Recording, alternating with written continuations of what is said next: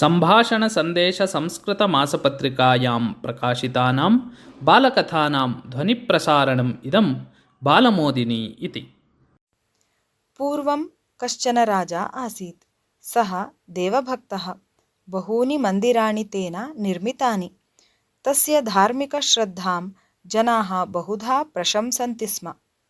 तं द्रष्टुम् आगताः बहवः वदन्ति स्म, भवान् यानि धार्मिककार्याणि करोति ततः भवतः स्वर्गप्राप्तिः निश्चिता।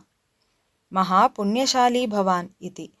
एतस्य श्रवणात् राजा महान्तं सन्तोषं प्राप्नोति स्म। जनाः प्रशंसां कुर्युः इति इच्छा प्रबला आसीत् तस्मिन्। अतः यः तं द्रष्टुम् आगच्छेत् तस्य पुरतः सः आत्मना कृतानां कार्याणां विवरणम् उपस्थापयति स्म। तच्छ्रुत्वा ये प्रशंसां कुर्युः तान् बहुधा सत्करोति स्म सः। अतः तं द्रष्टुम् आगताः सर्वे तस्य प्रशंसां कुर्वन्ति स्म एव।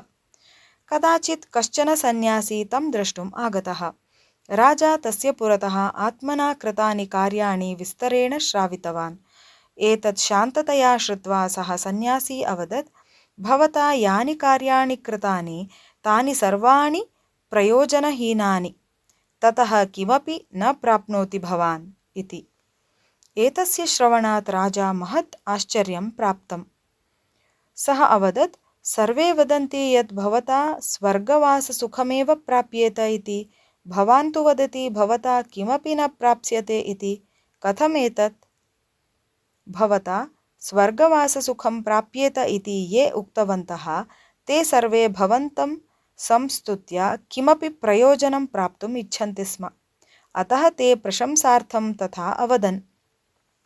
भवान् तु फलकामनया कार्याणि अकरोत्, तानि सत्कर्मत्वेन न परिगण्यन्ते। सत्कर्माणि नाम कानि? राजा अपृच्छत्। तदा सन्यासी अवदत्, फलप्राप्तीच्छां विना यानि उत्तमानि कार्याणि क्रियेरन् तानि एव सत्कर्माणि भवेयुः। अस्मिन् लोके प्रशंसां परलोके स्वर्गसुखं च प्राप्तुम् इच्छन् भवान् यानि कर्माणि कृतवान् तानि दुष्टफलदायिनी न स्युः चेदपि सत्फलं तु न यच्छेयुः। अतः यद् क्रियेत तद् निस्वार्थभावनया कर्तव्यम्। जनानाम् उपकारः यतः स्यात् तादृशानि कार्याणि करणीयानि। तानि दृष्ट्वा यदि केचन प्रशंसां कुर्युः तर्हि अपि भवता समचित्तेन भवितव्यम्। येभ्यः कार्येभ्यः मनसः आत्मनः च संस्कारः भवेत् तानि एव उत्तमानि कार्याणि। यतः विकृतिः उत्पद्येत तत् न हि श्रेष्ठम्। प्रशंसाप्राप्तीच्छा अपि विकृतिरूपा एव। अतः तादृशीम् इच्छां परित्यज्य शुद्धेन हृदयेन प्रजाहितकार्याणि कुरु, ततः एव श्रेयः सिद्ध्येत् इति।